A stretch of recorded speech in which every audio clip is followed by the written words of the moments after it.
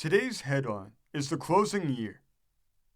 It says, the year is about to close, and the thoughtful man, even though he be not pious in the technical sense, must wonder what he is made of it. One of Browning's characters wonders how things would stand with him if Christ were to come at once.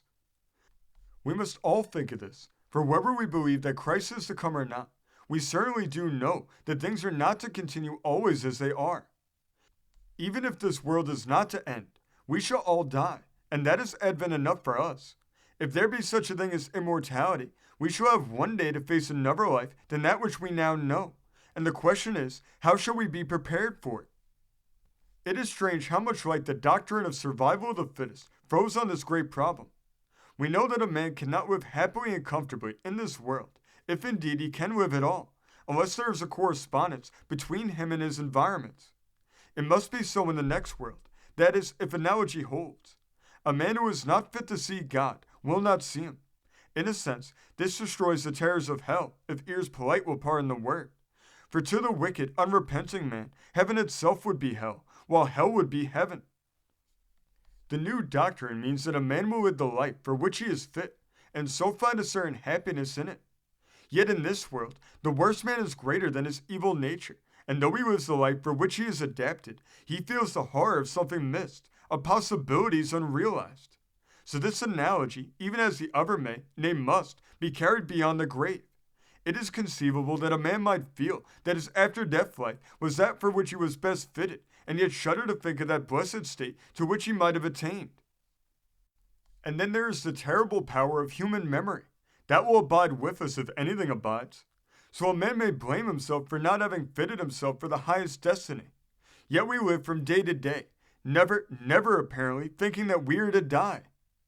We need the stern summons calling us to the higher things and reminding us that we are children of God. Even intellectual seriousness seems to have vanished from the earth.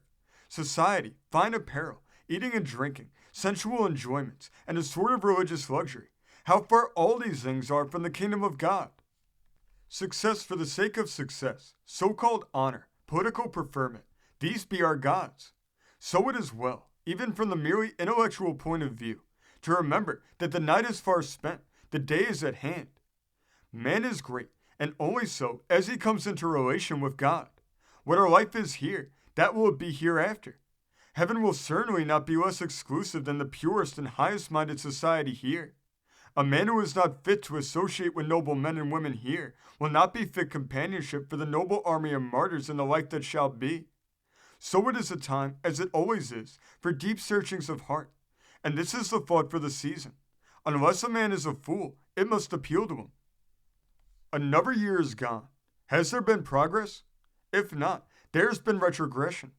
The question is one of character, and character is the one persistent, controlling force in the world.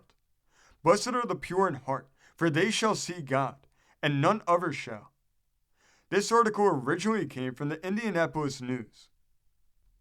This story came from the great state of Indiana, being reported in the Reflector of December 26, 1903. Thank you for joining us today. If you want to continue to uncover all of America's lost and forgotten history, then remember before you leave to hit the subscribe button, hit the notification bell, and remember to like and comment below.